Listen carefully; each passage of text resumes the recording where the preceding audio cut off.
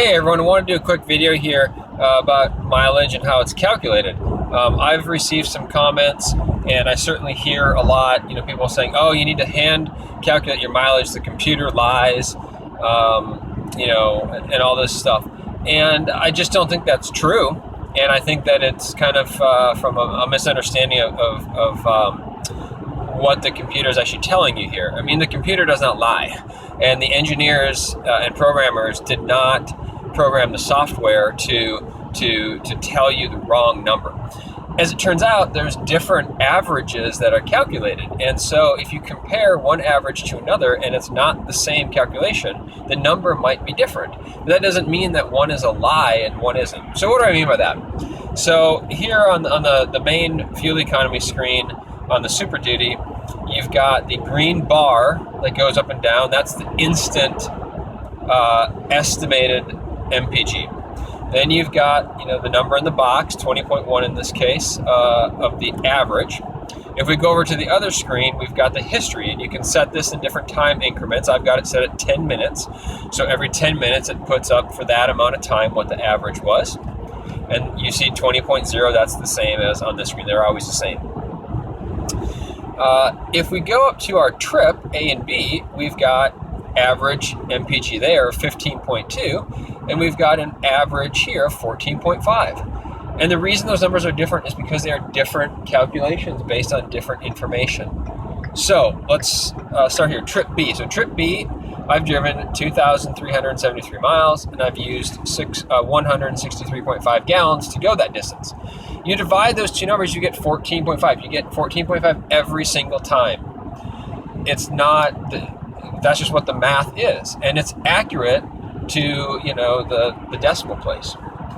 It's also accurate if you hand calculate and you keep a notebook of, how much fuel you put in and divide it by your total distance. As long as you reset the trip calculator that to match when you do that, it is the same thing. Trip A, I've only gone 710 miles, and to go that distance, I've used 46.7, so that's 15.2. So that's why that average is different, because there's different inputs, there's different numbers being used to calculate that average. And yes, again, that would line up with any sort of hand calculation that you keep in a notebook. I'm sorry, I'm driving on a freeway here, and I'm exiting and trying to do this while I drive, so sorry for the camera movements. If we go back to our fuel economy screen, 20.3. So here's where it gets a little tricky. And admittedly, I don't know the total answer to this. The instant MPG is an estimated instant MPG calculated by the computer. And because it's instant, by definition, it can't go distance traveled because it's an instant result. And there's not enough time and there's not enough distance that you go in an instant to make that calculation.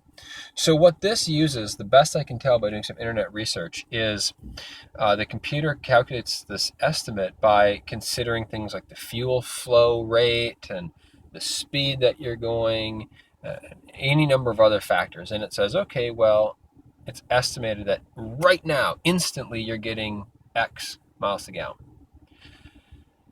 The best I can tell is that the 20.3 now average is like the average of the instant. And I don't know how it calculates that. And if someone knows, I really would love to know. And that might be totally wrong as well, but that's just the best I can tell. So, of course, the instant MPG is going to be different than your trip MPG because it's two totally different sets of calculations using different inputs. However, that said, if you wait long enough, the two will start to converge on one another. And that's just a statistical phenomenon that's true of many things. If you reset, say, trip A, and you fill up and you reset trip A, if you wait long enough in trip A, the average shown here, like the 20.0, will eventually match the trip A average, which is simply just the distance gone and the gallons used to go that distance. But if you only do this for a few miles or maybe a couple hours, the average instant economy is not necessarily going to match the average trip fuel economy. I also find it, as a side note, interesting to note that I really like this fuel history chart because it shows you, over the last 10 minutes, each one of those bars represents 10 minutes. Over the last 50 minutes, that's what my average has been within those 10-minute increments. So the last bar was kind of low because I exited and was stopping and whatnot. So for those 10 minutes, I was down at, what I'm guessing probably 12 or 13 or something like that. But you can kind of see, how your conditions and driving habits really can affect that, and you can change it, for 5 minutes or whatever. So again, the point I want to make here is just show that there's actually 5 different averages that the Super Duty computer anyway gives you. The trip averages exactly match hand calculation because it's just simply the distance traveled and how much fuel did it take to go that far. The instant averages, though, don't necessarily match. In fact, most of the time don't match because they are a different calculation. And it doesn't mean that, when you look at this screen and you're like, oh, I went on a 100-mile loop, and over that 100 miles, I averaged 19.3 miles a gallon, for example. It doesn't mean that that's a lie. It's not a lie. It means that is what your average of your instant economy was. If you went on that same 100-mile trip and you reset your trip A and you filled up and then you filled up again at the end, it would be very close. Probably over 100 miles, it would be very close to the instant economy in my experience experimenting with this. So anyway, let me know what you think about this, and if you have any more information specifically on how the instant MPG is calculated, I would love to know, because I can't find anywhere online an actual, concrete answer to that. So let me know what you think about this.